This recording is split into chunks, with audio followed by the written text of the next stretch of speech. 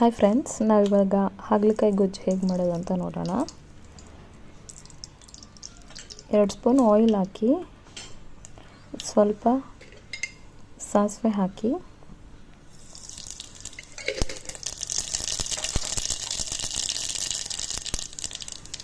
ಸಾಸಿವೆ ಎಲ್ಲ ಸಿಡಿದ ಮೇಲೆ ಸ್ವಲ್ಪ ಈರುಳ್ಳಿ ಹಾಕಿ,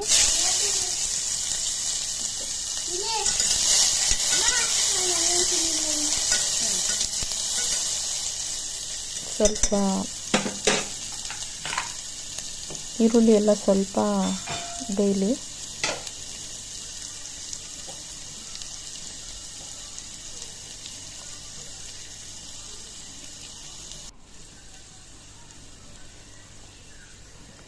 ಬೆಂದಮೇಲೆ ಒಂದು ಹಾಗಲಕಾಯಿ ಹೆಚ್ಚಿಟ್ಕೊಂಡಿದ್ದೀನಿ ಸಣ್ಣಗೆ, ಅದನ್ನು ಹಾಕ್ತಾಯಿದ್ದೀನಿ.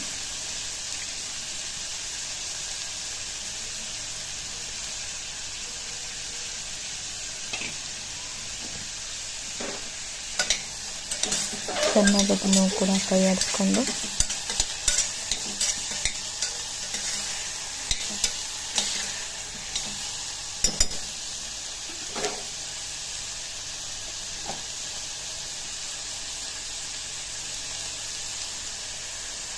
ಸ್ವಲ್ಪ ಉಪ್ಪು ಹಾಕ್ತಾಯಿದ್ದೀನಿ. ಇವಾಗ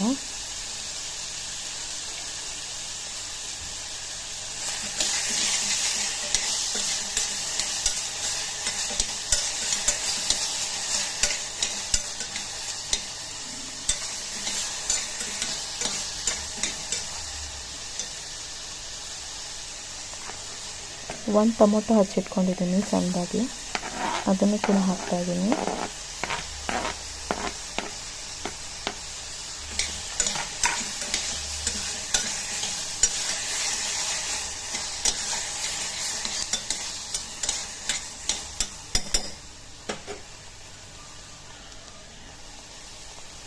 ಇಲ್ಲಿ ನಾನು ಒಂದು ಸ್ವಲ್ಪ ಕಡಲೆ ಬೀಜ ಮತ್ತು ಎಳ್ಳು, ಬಿಳಿ ಎಳ್ಳು ಎರಡನ್ನೂ ಸ್ವಲ್ಪ ತರ್ತರಿಯಾಗಿ ರುಬ್ಕೊತಾ ಇದ್ದೀನಿ. ಹುರಿದ್ಬಿಟ್ಟು ಹಾಗೆ ಇದಕ್ಕೊಂದು ಸ್ವಲ್ಪ ನೀರು ಹಾಕಿ 2 ವಿಸಿಲ್ ಬರೋ ತನಕ ಕೂಗಿಸ್ಕೊಳ್ಳಿ.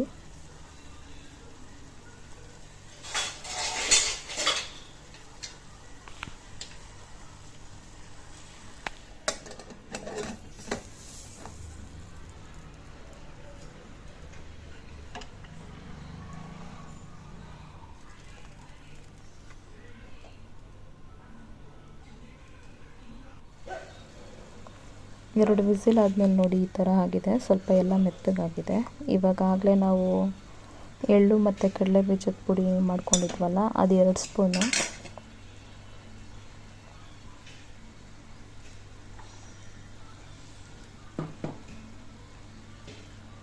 ಒಂದು ಸ್ವಲ್ಪ ತೆಂಗಿನಕಾಯಿ,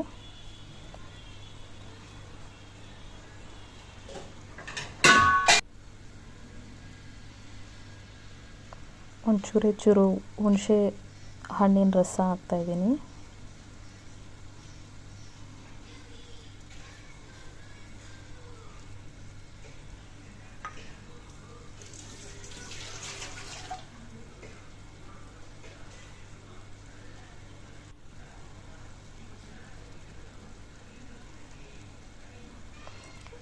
ಇದೇ ಟೈಮಲ್ಲಿ ನಾವು ಸ್ವಲ್ಪ ಸಾಂಬಾರು ಪುಡಿ ಹಾಕ್ತಾಯಿದ್ದೀನಿ. ಮಾಮೂಲಿ ಎಲ್ಲ ಸಾಂಬಾರಿಗೂ ಹಾಕ್ತೇವಲ್ಲ, ಅದೇ ಸಾಂಬಾರು ಪುಡಿ ಸ್ವಲ್ಪ.